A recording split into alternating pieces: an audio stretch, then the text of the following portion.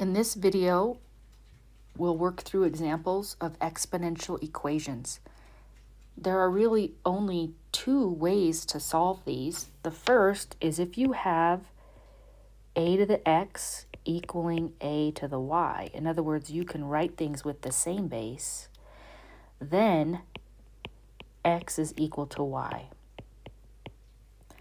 Similarly, if x is equal to y, then the log of x is equal to the log of y.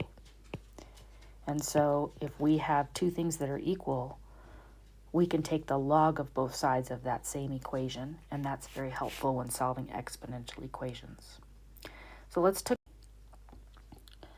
take a look at some examples. The first one we have here is 8 to the x equals 21. So what we could do here is take the log of both sides. I have two things that are equal, so I can say the log of 8 to the x equals the log of 21. And we just learned that we could bring our exponent down in front. And so now we have x times the log of 8 equals the log of 21, or x is log 21 divided by log 8. This is an exact answer.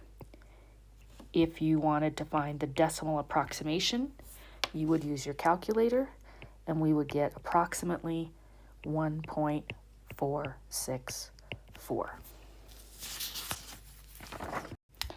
Our next example is just a little more complicated because we have algebraic expressions in both exponents. And here I'm still going to take the log of both sides. If two numbers are equal, I can take the log of both sides, and I can use any base I want. So typically we could use base 5 or base 8 because we have those two bases in our problem already, or base 10. I'm going to choose log base 5. So I'm going to take the log of both sides, log base 5 of 5 to the 2x minus 3 equals the log base 5 of 8 to the x plus 1. Our rules of exponents allow us to bring those exponents down. So I'm going to go over here.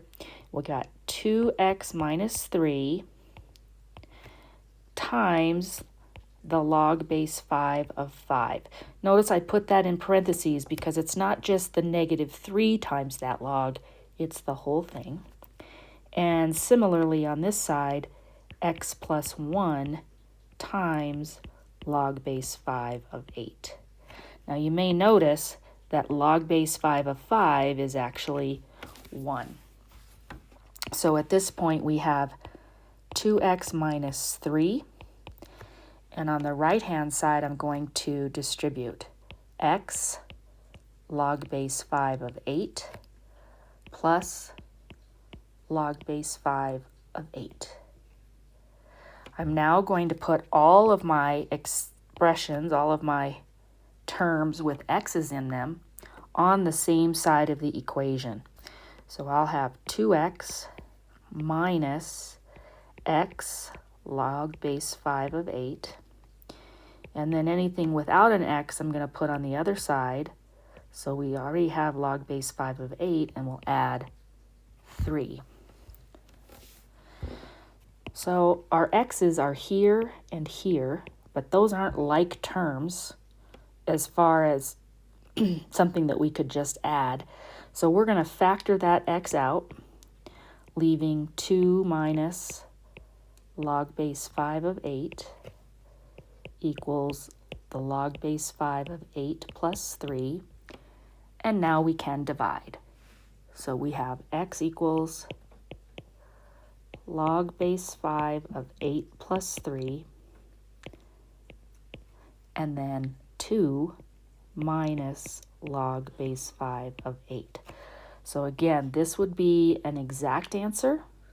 And if you wanted a decimal approximation, you could put this in your calculator, and you should get 6.062. it does say to put it in nearest thousandth, so 3 decimal places. Okay, how do we solve base E exponential equations? Well, actually, no different than we solve base 5 or base 7. We just know that a logarithm with a base E is a natural log.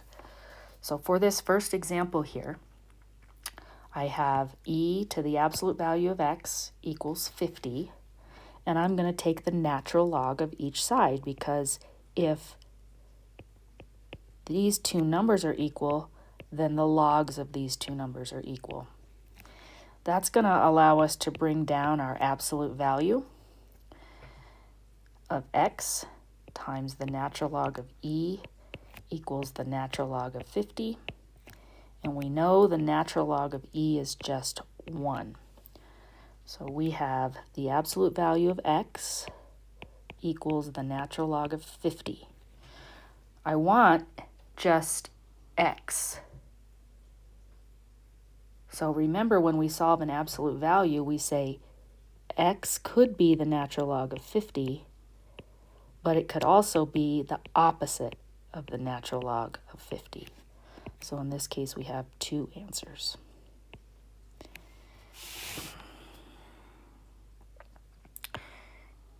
In this example, e to the 4x times e to the x minus 1 equals 5e.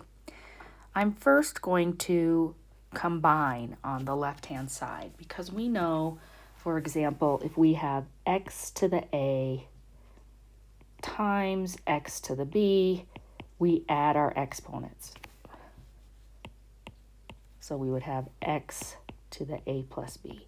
So that's what I'm going to do here, and I'm going to have e to the 4x plus x minus 1 equals 5e, or e to the 5x minus 1 equals 5e. My next step here would be to maybe divide both sides by e. So if I do that, we know that when we divide, we subtract the exponents. So I'll now have e to the 5x minus 2 equals 5. Now I haven't solved for x yet. E to this power equals 5, so I'm going to take the natural log of both sides.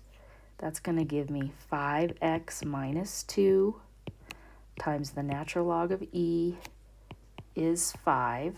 The natural log of 5. This is 1. So we have x is the natural log of 5 plus 2, all divided by 5. So I'm adding 2 and dividing by 5. If you want that again as a decimal, you can put that in your calculator, and you should get approximately 0.722.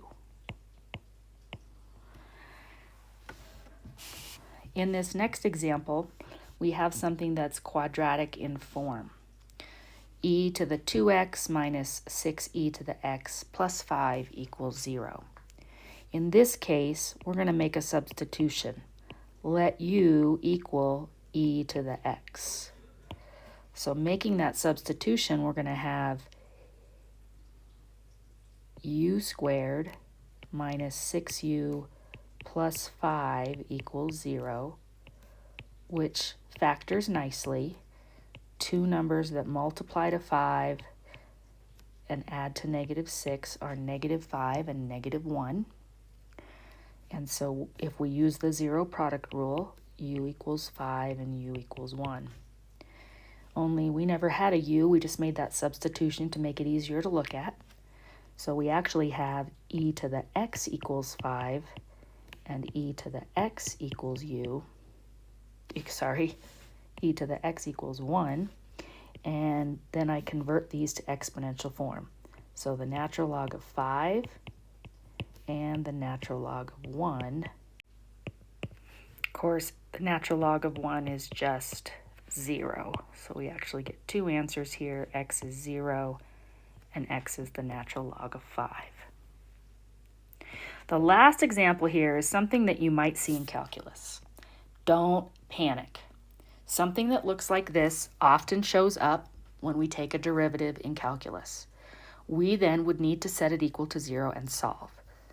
So the first thing I'm going to do is on the numerator, I notice that I have a 5x minus 2 in each one of those terms, and I'm going to factor that e to the 5x minus 2 out of those two terms, leaving 4x plus 1 times 5 minus 4. I still have 4x plus 1 squared in the denominator. So simplifying this just a little bit, we have e to the 5x minus 2. We have 20x plus 5 and then minus 4. So 20x plus 1 over 4x plus 1 squared. And then we use our zero product property, because for a fraction to equal 0, the numerator, e to the 5x minus 2 times 20x plus 1, has to equal 0. And in order for two things multiplied together to equal 0, one of them must be 0. So we'll set each one of these equal to 0. We'll get negative 1/20 for this one. If you were to look at the graph of this, hopefully we know that this is just an exponential function that has been shifted to the right 2, and is increasing, but is it ever going to be 0? And the answer is no. So the only solution we have here is negative 1/20. That concludes this video on exponential equations.